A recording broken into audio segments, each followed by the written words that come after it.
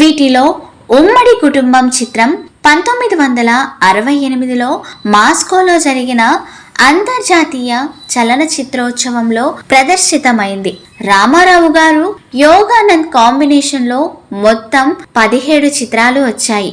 వచ్చిన కోడలు నచ్చింది, తిక్క శంకరయ్య, డబ్బుకు లోకం దాసోహం, వాడే వీడు, వేములవాడ భీమకవి, సింహం నవ్వింది వంటి చిత్రాలు. వీటిలో కొన్ని రామారావు గారు సినిమా హీరోగా నటించిన ఏకైక చిత్రం కథానాయకుని కథ.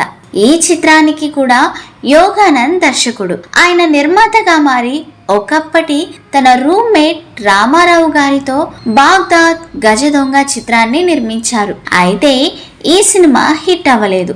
యోగానంద్ దర్శకత్వంలో రూపొందిన చివరి తెలుగు చిత్రం సింహం నవ్వింది.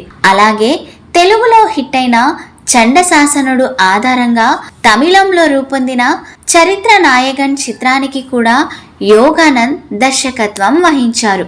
ఈ 2 చిత్రాలను రామకృష్ణ స్టూడియోస్ పతాకంపై రామారావు గారు నిర్మించారు. ఇలా యోగానంద్ తొలిమలి చిత్రాలతో రామారావు గారితో సంబంధం ఉండడం విశేషమనే చెప్పుకోవాలి. రామారావు గారు ముఖ్యమంత్రిగా పదవి బాధ్యతలు స్వీకరించిన తరువాత ఒకప్పటి తన రూమ్మేట్ యోగానంద్ను ఫిల్మ్ డెవలప్మెంట్ కార్పొరేషన్లో డైరెక్టర్గా నియమించారు. సో ఫ్రెండ్స్, విన్నారు కదా.